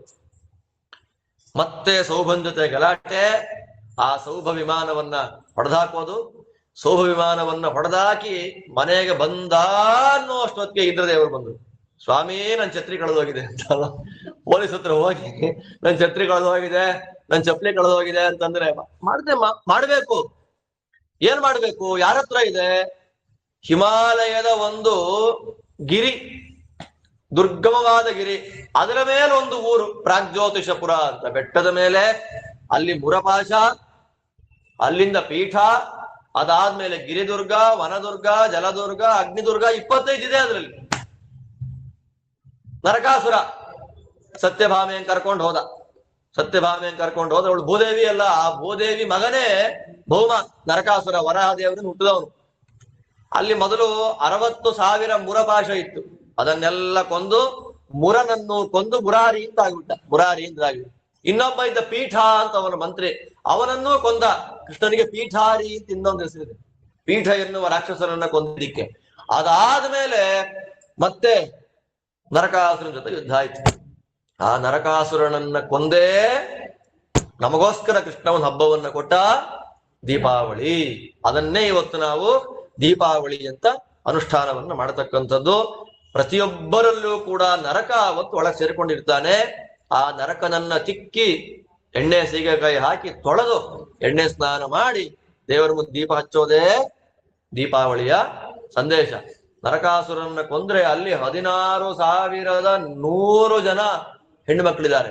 ಆ ಹೆಣ್ಣು ಮಕ್ಕಳು ಅಂದ್ರೆ ಇನ್ನು ವಯಸ್ಸಿಗೆ ಬರದೇ ಇರತಕ್ಕಂತಹ ಹೆಣ್ಣು ಮಕ್ಕಳು. ಅಕ್ಷತಾಹ ಸದ್ರಥಸ್ಥಾಹ ಅಂತ ವಯಸ್ಸಿಗೆ ಬಂದಿಲ್ಲ ಅಂದ್ರೆ 13-14 ವರ್ಷದ ಹೆಣ್ಣು ಮಕ್ಕಳು ಕಿತ್ಕೊಂಡು ಹೋಗ್ಬಿಟ್ಟಿದ್ದ ಅವನು. ಆ 16,100 ಹೆಣ್ಣು ಮಕ್ಕಳನ್ನ ಆನೆಗಳ ಮೇಲೆ ದ್ವಾರಕ್ಕೆ ಕಳಿಸಿ ನೆಕ್ಸ್ಟ್ ಮದುವೆ ಮಾಡ್ಕೊಂತೀನಿ ನಿಮ್ಮನ್ನ. ಅವ್ರ ವರ ನಾವು ದೇವರನ್ನೇ ಮದುವೆ ಮಾಡ್ಕೋಬೇಕು ಅಂತ. ಅದೇ ಕೃಷ್ಣಾವತಾರ ಎಲ್ಲದಕ್ಕೂ ರೆಡಿ. ನರಸಿಂಹನ್ ಕೇಳೋ ಧೈರ್ಯ ಯಾರಿಗೂ ಇಲ್ಲ ಅಲ್ವಾ? ವಾಮನ ಬ್ರಹ್ಮಚಾರಿ ಕೇಳೋ ಹಾಗೆ ಇಲ್ಲ. ಇನ್ ಯಾವ ರೂಪ ಕೇಳ್ತೀರಾ? ನಮ್ಮೆಲ್ಲರಿಗೂ ತುಂಬಾ ಆಪ್ತವಾದ ಹತ್ತಿರದ ರೂಪ ಕೃಷ್ಣನೇ. ಆದ್ದರಿಂದ ಅಲ್ಲಿ ಕಳಿಸ್ದ ನರಕಾಸುರನ ಮಗ ಭಗದತ್ತ. ನರಕಾಸುರನ ಮನೆಯಲ್ಲಿದ್ದ ಎಲ್ಲ ಸಂಪತ್ತನ್ನ ಕತ್ತೆಗಳ ಮೇಲೆ, ಒಂಟೆಗಳ ಮೇಲೆ, ಆನೆಗಳ ಮೇಲೆ ಹಾಕಿ ದ್ವಾರಕ್ಕೆ ಕಳಿಸ್ಬೇಕಾದ್ರೆ ಭಗದತ್ತ ಬಂದ, ಸ್ವಾಮಿನ ಕಾಪಾಡು ಅಂತ. ಭೂದೇವಿ ಪ್ರಾರ್ಥನೆ ಮಾಡ್ತೀನಿ, ಮೊಮ್ಮಗ ಕಾಪಾಡಬೇಕು ಅಂದಾಗ ಸರಿ ಕಾಪಾಡ್ತೀನಿ ಅಂತ ಹೇಳಿ ಕೃಷ್ಣ ಆ ಆನೆ, ಸುಪ್ರತೀಕ ಅಂತ ಒಂದು ಆನೆ, ಅದನ್ನ ಕೊಟ್ಟ. ಅದಕ್ಕೆ ನಿರ್ಣಯದಲ್ಲಿ ಹೇಳ್ತಾರೆ, ಕುಬೇರನ ಮನೆಗೆ ಹೋಗಿ ನರಕಾಸುರ ಕುಬೇರನ ಆನೆಯನ್ನ ಕಿತ್ಕೊಂಡ್ಬಿಟ್ಟಿದ್ದ. ಕುಬೇರನ ಆನೆಗೆ ಸುಪ್ರತೀಕ ಅಂತ ಹೆಸರು. ನರಕನ್ ಜೊತೆ ಯುದ್ಧ ಮಾಡಿ ಆ ಆನೆ ತಗೊಳ್ಳೋ ಸಾಮರ್ಥ್ಯ ಕುಬೇರಂಗಿಲ್ಲ. ಅದಕ್ಕೆ ಕುಬೇರ ಏನ್ ಮಾಡ್ದ, ಅವನ್ ಮಗನ ಹುಟ್ಟುಬಿಟ್ಟ. ಯಾಕೆ? ಅವನ್ ಸತ್ಮೇಲೆ ನಂಗೆ ಬರ್ತಲ್ಲ ಆನೆ. ಒಂದು ಆನೆಗೋಸ್ಕರ. ಅಂದ್ರೆ ಭೌತಿಕವಾದ ಒಂದು ಸಂಪತ್ತು ನಮ್ಮನ್ನ ಹೇಗೆಲ್ಲ ಮಾಡುತ್ತೆ ಅಂದ್ರೆ, ಕುಬೇರನಂತ ದೊಡ್ಡ ದೇವತೆ ಆನೆ ಕಳ್ಕೊಂಡು ಆನೆಗೋಸ್ಕರ ರಾಕ್ಷಸನ್ ಮಗನಾಗಿ ಹುಟ್ಟಿ ಹೆಂಗಿದೆ ಅಂದ್ರೆ, ಆ ಭಗದತ್ತನ ವೈಭವ ಅಪಾರವಾದದ್ದು. ಮಹಾಭಾರತ ಯುದ್ಧ ಕಾಲದಲ್ಲಿ ಭಗದತ್ತ ಆನೆ ಮೇಲೆ ಕೂತ್ಕೊಂಡ್ ಬರ್ಬೇಕಾದ್ರೆ ಅರ್ಜುನ ಬಾಣ ಬಿಟ್ಟ ಆನೆಗೆ. ಅದು ಬಿಟ್ರೆ ಆನೆ ಕುತ್ತಿಗೆ ಮೇಲೆತ್ಬಿಡ್ತು. ಕುತ್ತಿಗೆ ಮೇಲೆತ್ತಿದ್ರೆ ಆನೆಯ ಕಂಠಕ್ಕೆ ಕಟ್ಟಿದ್ದ ಗಂಟೆಗೆ ಬಾಣ ಬಿತ್ತು. ಆ ಗಂಟೆ ಕೆಳಗ್ ಬಿತ್ತು. ಗಂಟೆ ಕೆಳಗ್ ಬೀಳುವ ಒಂದು ಪಕ್ಷಿ. ಮಹಾಭಾರತ ಯುದ್ಧ ನೋಡೋಣ ಅಂತ ಬರ್ತಾ ಇದೆ. ಯಾರೋ ಬಿಟ್ಟು ಬಾಣಕ್ಕೆ ಹೊಟ್ಟೆ ಸೀಳ್ಬಿಡ್ತು. ಹೊಟ್ಟೆ ಸೀಳಿ ಮೊಟ್ಟೆ 4 ಮೊಟ್ಟೆ ಧಪ್ ಅಂತ ಕೆಳಗ್ ಬಿತ್ತಿಲ್ಲಿ. ಕೆಳಗ್ ಬಿದ್ರೆ ಯಾವ ಆನೆ ಕುದುರೆ ಏನ್ ತುಳಿಯುತ್ತೋ ದೇವ್ರ ಸಂಕಲ್ಪ ನೋಡಿ, ಆ ಮೊಟ್ಟೆಗಳನ್ನ ಕವರ್ ಮಾಡ್ತಾ ಭಗದತ್ತನ ಆನೆಯ ಗಂಟೆ ಅದ್ರ ಮೇಲೆ ಬಿತ್ತು. 18 ದಿನ ಯುದ್ಧ ಆಗಿದೆ. ಆ ಗಂಟೆ ಅಲ್ಲಾಡಿಸ್ಲೇ ಅಲ್ಲ ಯಾರು. ಕೊನೆಗೆ ಭೀಷ್ಮಾಚಾರ್ಯರು ಬಿದ್ರು. ಭೀಷ್ಮಾಚಾರ್ಯರ ಬಿದ್ದ ಮೇಲೆ ಕೃಷ್ಣ ಸತ್ತು ಭೀಷ್ಮಾಚಾರ್ಯರು ಸತ್ತು ಹೋಗ್ತಾರೆ, ಪಾಠ ಕೇಳ್ಬೇಕು ಅವ್ರ ಹತ್ರ ಅಂತ ಇವ್ರನ್ನ ಕರ್ಕೊಂಡ್ ಬರ್ಬೇಕಾದ್ರೆ ಮಹಾನುಭಾವರಾದ ಜ್ಞಾನಿಗಳೆಲ್ಲ ಪಾಠ ಕೇಳಬೇಕು ಭೀಷ್ಮಾಚಾರ್ಯ ಹತ್ರ ಅಂತ ಬರ್ತಾರೆ. ಆಗ ಬರುವಾಗ ಶೃಂಗಿಯ ತಂದೆ ಶಮೀಕರು ಅವರ ಶಿಷ್ಯರ ಜೊತೆಯಲ್ಲಿ ಈ ದಾರಿಲಿ ಬರ್ತಾ ಇರ್ತಾರೆ. ಈ ದಾರಿಲಿ ಬರುವಾಗ ಚಿಲಿಪಿಲಿ ಎನ್ನುವ ಶಬ್ದ ಕೇಳ್ತಾ ಇರುತ್ತೆ. ಆ ಶಬ್ದ ಕೇಳಿದಾಗ ಏನು ಅಂತ ಗಂಟೆ ತೆಗೆದು ನೋಡಿದ್ರೆ ಧರಿತಾರಿಯಾದಿ ಪಕ್ಷಿಗಳಿವೆ. ಅದನ್ನ ಮೋಚನ ಮಾಡಿ ಅದನ್ನ ಮತ್ತೆ ಹಿಮಾಲಯ ಕಳಿಸ್ಕೊಟ್ಟು ಶಮೀಕರು ಪಾಠ ಕೇಳಿ ಹೋದ್ರು. ಆ ಶಮೀಕರ ಮಗನೇ ಶೃಂಗಿ ಯಾರಿಗೆ ಶಾಪ ಕೊಟ್ಟ ಅಂದ್ರೆ, ಅದರ ಬಾಣ ಸೀಳಿದವನು ಅರ್ಜುನ. ಅದ್ರ ಹೊಟ್ಟೆ ಸೀಳಿ ಮರಿ ಮೊಟ್ಟೆ ಬೀಳುವಾಗ ಮಾಡಿದವ ಯಾರ ಬಾಣ? ಅರ್ಜುನನ್ ಬಾಣ. ಆ ಅರ್ಜುನನ ಮೊಮ್ಮಗನಿಗೆ ಶಾಪ ಕೊಟ್ಟಿದ್ಯಾರು? ಅವರನ್ನ ಗಂಟೆ ತೆಗೆದು ಉದ್ಧಾರ ಮಾಡಿದಂತ ಶಮೀಕರ ಮಗ ಶೃಂಗಿ. ಅಂದ್ರೆ ಅದು ಮೊಟ್ಟೆ ತೆಗೆದ ಪುಣ್ಯದಿಂದ ಇವನಿಗೆ ಸಂಸಾರದ ಮೊಟ್ಟೆ ಹೊಡೆದು. ಅಂದ್ರೆ ಹೆಂಗಿರುತ್ತೆ ಪುರಾಣಗಳಲ್ಲಿ ಇದೆಲ್ಲ ಕಟ್ಟುಕಥೆ. ಇದನ್ನ ನೋಡಿದ್ರೆ ಕಟ್ಟುಕಥೆ ಯಾರಿಗಾರು ಅನ್ಸುತ್ತಾ? ಬೇಕು ಅಂತ ನಾವು ಕಥೆ ಬರೆದ್ರೂನು ಈ ತರ ಲಿಂಕ್ಗಳನ್ನ ಕೊಟ್ಟು ಕಥೆ ಬರೆಯಕ್ ಸಾಧ್ಯವೇ ಇಲ್ಲ. ಈ ರೀತಿಯಲ್ಲಿ ದೇವರ ವೈಚಿತ್ರ್ಯಗಳು. ನರಕಾಸುರನ ವಧೆ ಮಾಡಿ ಸ್ವರ್ಗಕ್ಕೆ ಹೋದ್ರೆ ಒಳ್ಳೆ ಸ್ವಾಗತ, ವಿಹಾರ ಮಾಡ್ಕೊಂಡ್ ಬರ್ತೀನಿ ಅಂತ ಹೋದ್ರು. ಸತ್ಯಾದೇವಿ ಪಾರಿಜಾತ ಬೇಕು ಅಂತ ಕೇಳ್ಬಿಟ್ಲು. ಎತ್ಕೊಳ್ತಿದ್ದಾಗೆ ಸ್ವಾಗತ ಮಾಡಿದ ಕೃಷ್ಣನ್ನೇ ಬೈದು ಬಿಟ್ರು. ಅಷ್ಟದಿಕ್ಪಾಲಕರು ಯುದ್ಧ ಮಾಡಿದ್ರು.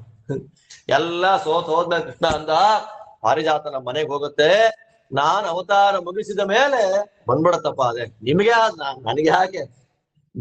ನನಗೆ ನೀವು ಕೊಟ್ರೆ 10 ನಿಮಗೆ ಮಾಡ್ಕೊಡ್ತೀನಿ, ನಾನು ಏನ್ ಬೇಕಾಗಿಲ್ಲ ನಿಮ್ದು ಅಂತ. ಅದು ಬಂತು. ಇಷ್ಟೆಲ್ಲ ಆಗೋ ಅಷ್ಟೊತ್ತಿಗೆ 12 ವರ್ಷದ ವನವಾಸ, 1 ವರ್ಷದ ಅಜ್ಞಾತವಾಸ ಮುಗಿದಿತ್ತು. ಉಪಪ್ಲಾವ್ಯ ನಗರಕ್ಕೆ ಬರ್ತಾನೆ. ಉಪಪ್ಲಾವ್ಯ ಅಂತಂದ್ಬಿಟ್ಟು ವಿರಾಟನ ರಾಜಧಾನಿ ಹೆಸರು ಉಪಪ್ಲಾವ್ಯ ನಗರ ಅಂತ, ಮತ್ಸ್ಯ ದೇಶದ ರಾಜಧಾನಿ, ಕ್ಯಾಪಿಟಲ್ ಸಿಟಿ.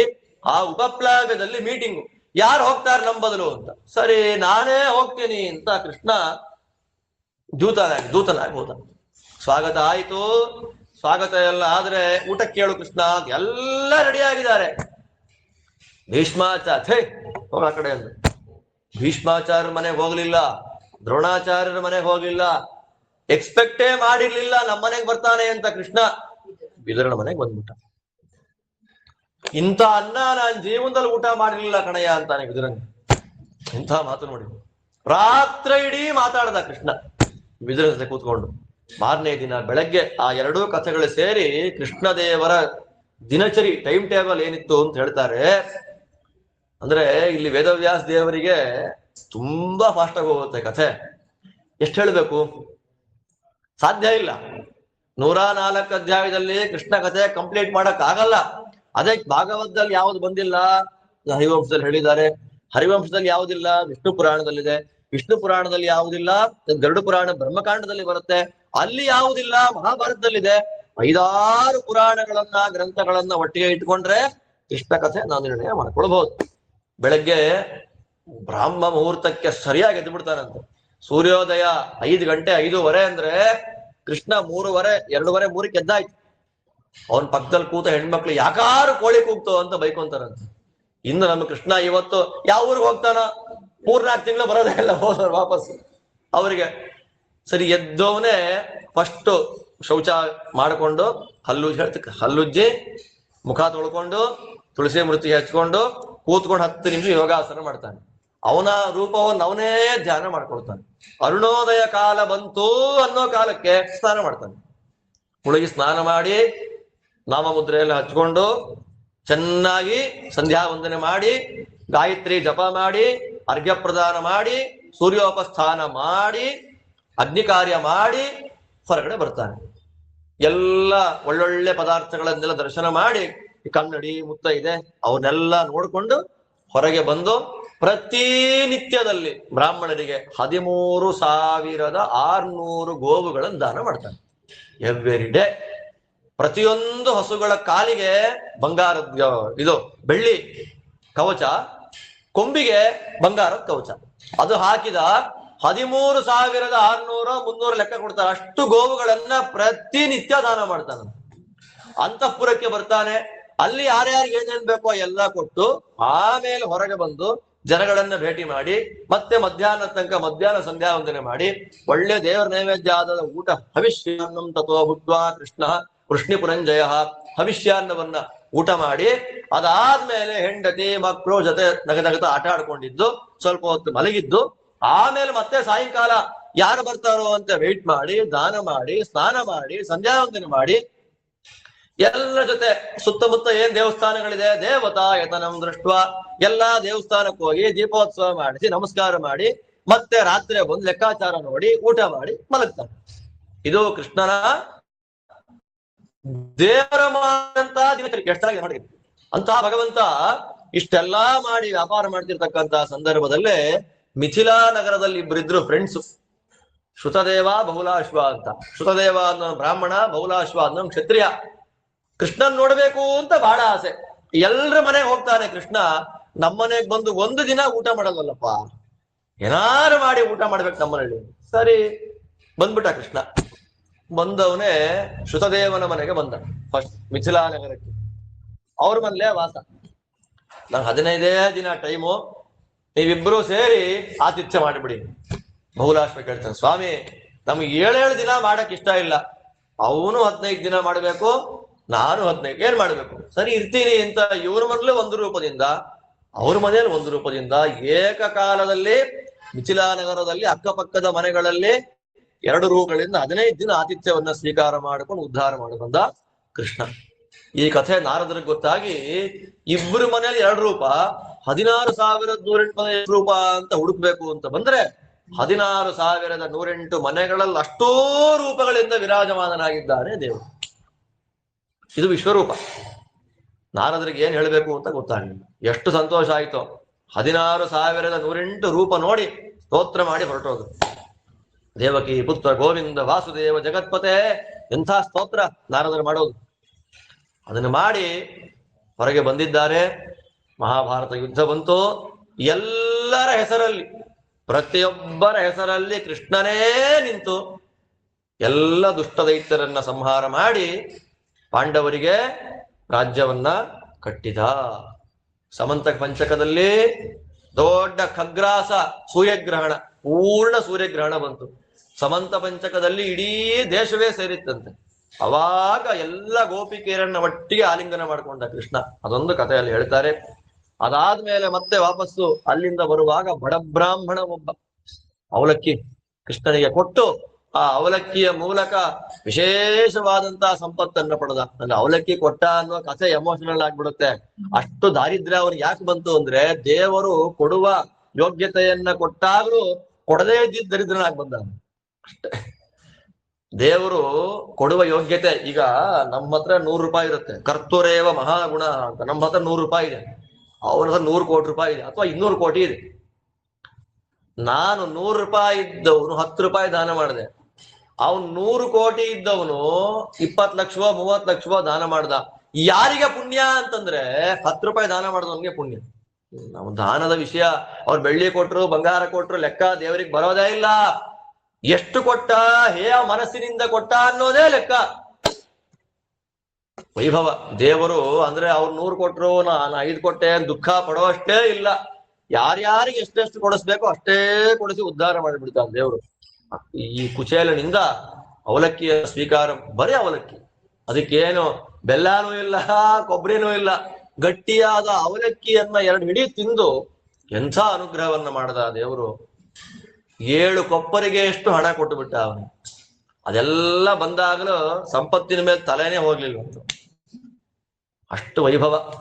ಅದಾದ ಮೇಲೆ ಹರಿಹರರಿಬ್ಬರು ವರ ಕೊಟ್ಟ ಬಗ್ಗೆ ಇಲ್ಲಿ ಮಾತಾಡ್ತಾರೆ. ಯಾವ ಯಾವ ದೈತ್ಯರಿಗೆ ಶಿವಾದಿಗಳು ವರ ಕೊಟ್ರೋ ಅವನ್ನೆಲ್ಲರನ್ನು ಸಂಹಾರ ಮಾಡಿದವನು ಯಾರು? ಕೃಷ್ಣ ಅಂತ ಹೇಳಿದಾಗ ಪರೀಕ್ಷಿತ ಮಹಾರಾಜರು ಪ್ರಶ್ನೆ ಮಾಡ್ತಾರೆ, ಕೃಷ್ಣ ಹೇಗೆ ದೇವರು ಅನ್ನೋದನ್ನ ತಿಳಿಸಿಕೊಟ್ಟ ದೊಡ್ಡ ಭಾಗವೇ ಶ್ರುತಿಗೀತ ಅಂತ ಇದೆ.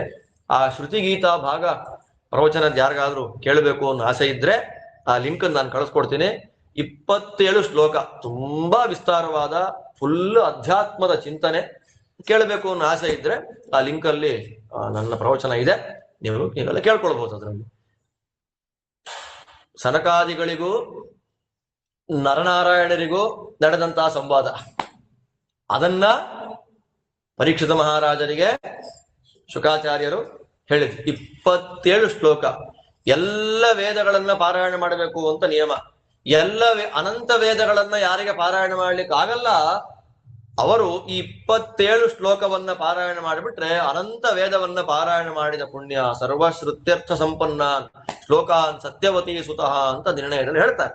ಈ ದೃಷ್ಟಿ ಶ್ರುತಿಗೀತೆಯನ್ನ ಹೇಳಿ ಕೃಷ್ಣ ಯಾಕೆ ದೇವರು, ಅವನು ಯಾಕೆ ಪರಬ್ರಹ್ಮ ಅನ್ನೋದನ್ನ ಸಮರ್ಥನೆ ಮಾಡಿಕೊಡ್ತಾರೆ.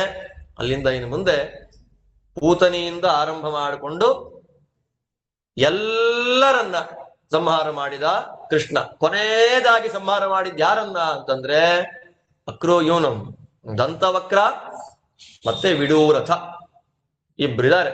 ದಂತವಕ್ರ ವಿಡೂರಥ ಅವ್ರನ್ನ ಸಂಹಾರ ಮಾಡಿ ಮೈಂದ ವಿವಿಧ ಅಂತಿಬ್ರು ರಾಮಾಯಣದ ಕಾಲದ ಕೋತಿಗಳವರೆಲ್ಲ. ಈ ಎಲ್ಲಾ ಕಪಿಗಳು ರಾಮದೇವರ ಭಕ್ತರಾದ್ರೆ ಈ 2 ಮಾತ್ರ ರಾಮನಿಗೆ ವಿರೋಧ. ಹೆಂಗಿರುತ್ತೆ? ಅದರಲ್ಲಿ ಒಬ್ಬನನ್ನ ಮೊದಲು ಕೊಂದಿದ್ದ, ಈಗ ಇನ್ನೊಬ್ಬನನ್ನ ಕೊಂದು ಬಿಸಾಕ್ಬಿಟ್ಟ. ಅಲ್ಲಿಗೆ ಕೃಷ್ಣಂದು ಎಲ್ಲ ಮುಗಿತು.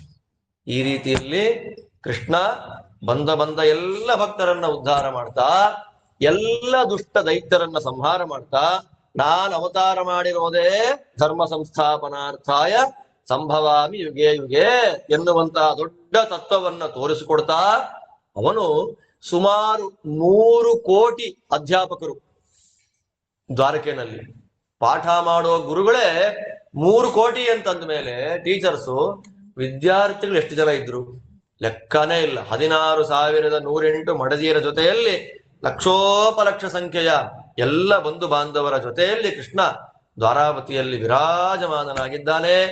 ಎಲ್ಲ ಭಕ್ತರಿಗೆ ಪರಮಾನುಗ್ರಹವನ್ನು ಮಾಡ್ತಾ ಇದ್ದಾನೆ ಅಂತ ಹೇಳಿ ಶುಕಾಚಾರ್ಯರು ಕೃಷ್ಣ ಕಥೆಯನ್ನ ಆರಂಭದಿಂದ ಅವನ ಲೀಲೆ, ಅದೇ ವೈಭವ 104 ಅಧ್ಯಾಯಗಳಲ್ಲಿ ವಿಸ್ತಾರವಾಗಿ ತಿಳಿಸಿಕೊಟ್ಟಿದ್ದಾರೆ.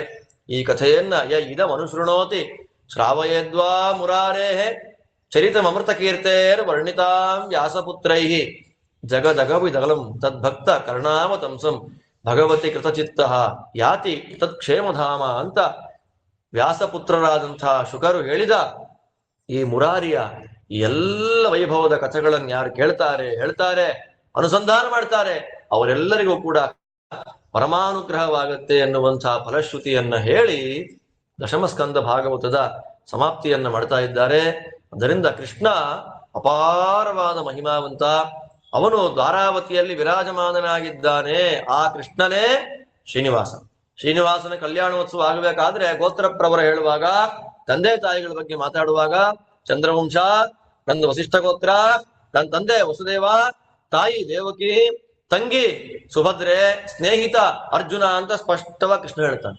ಆದ್ದರಿಂದ ಕೃಷ್ಣ ಬೇರೆ ಅಲ್ಲ, ಶ್ರೀನಿವಾಸ ಬೇರೆ ಅಲ್ಲ. ಕೃಷ್ಣನೇ, ದ್ವಾಪರದ ಕೃಷ್ಣನೇ ಕಲಿಯುಗದಲ್ಲಿ ಶ್ರೀನಿವಾಸನಾಗಿ ನಿಂತು ನಮ್ಮೆಲ್ಲರನ್ನ ಉದ್ಧಾರ ಮಾಡ್ತಾ ಇದ್ದಾನೆ.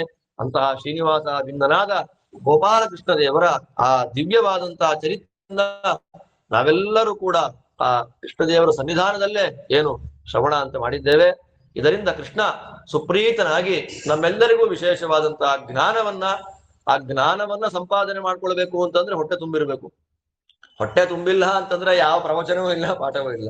ಅದಕ್ಕೆ ಯೋಗ್ಯವಾಗಿರ್ತಕ್ಕಂತಹ ಸಾತ್ವಿಕ ಸಂಪತ್ತನ್ನ, ಒಳ್ಳೆ ಧನಧಾನ್ಯ ಅಭಿವೃದ್ಧಿಗಳನ್ನ ಕೊಟ್ಟು ನಮ್ಮನ್ನು ಉದ್ಧಾರ ಮಾಡಲಿ ಭಗವಂತ ಅಂತ ಪ್ರಾರ್ಥನೆಯನ್ನು ಮಾಡ್ತಾ, ಇನ್ನೇನು 12ನೇ ಸ್ಕಂದ ಬರೋ ತಿಂಗಳಲ್ಲಿ ಅದು ಸಮಾಪ್ತಿ ಆಗಿಬಿಡುತ್ತೆ. ಅದಾದ್ಮೇಲೆ ನವೆಂಬರ್ನಲ್ಲಿ 7ನೇ ತಾರೀಕು ಶುಕ್ರವಾರ ದಿವಸ ಇಲ್ಲೇ ಶ್ರೀಕೃಷ್ಣ ಷಡಕ್ಷರ ಮಂತ್ರದ ಹೋಮ ನಮ್ಮ ಜನಾರ್ದನ ಭಟ್ರ ನೇತೃತ್ವದಲ್ಲಿ ಹೋಮ ಆಗುತ್ತೆ. ಅದಾದ್ಮೇಲೆ 10 ಗಂಟೆಯಿಂದ 11 12 ಗಂಟೆ ತನಕ ಇಲ್ಲಿ ಸಮಗ್ರ 12 ಸ್ಕಂದ ಭಾಗವತದ ಅನುವಾದ, ತೀರ್ಥ ಪ್ರಸಾದ. ಈ ದಂಪತಿಗಳ ಸಂಕಲ್ಪ ಏನು, ರಾಯರ ಸನ್ನಿಧಾನದಲ್ಲಿ ಮಾಡಿದ ಸಂಕಲ್ಪ ವ್ಯಾಸರಾಯರ ಸನ್ನಿಧಾನದಲ್ಲಿ ಅದು ಪೂರ್ಣವಾಗ್ತಾ ಇದೆ. ಯಾವುದೇ ರೀತಿಯಾದ ವಿಘ್ನವು ಬರದೇ ಇರುವಂತೆ ನಡೆಸಿದ್ದು ಅವರ ಮೇಲೆ, ನಮ್ಮ ಮೇಲೆ, ಕೇಳುವಂತ ನಿಮ್ಮ ಮೇಲೆ ಭಗವಂತನ ವಿಶೇಷವಾದ ಕರುಣೆ ಇರೋದಕ್ಕೆ ಸೂಚಕವಾಗಿದೆ. ಇದೇ ರೀತಿಯಾದ ಜ್ಞಾನಯಜ್ಞ ನಿರಂತರವಾಗಿ ನಡೀತಾ ಇರಲಿ, ಆ ಮೂಲಕವಾದ ಜ್ಞಾನ ಪ್ರಾಪ್ತಿ ನಮ್ಮೆಲ್ಲರಿಗೂ ಆಗ್ಲಿ ಅಂತ ಪ್ರಾರ್ಥನೆಯನ್ನು ಮಾಡ್ತಾ ಶ್ರೀಕೃಷ್ಣಾರ್ಪಣಮಸ್ತು.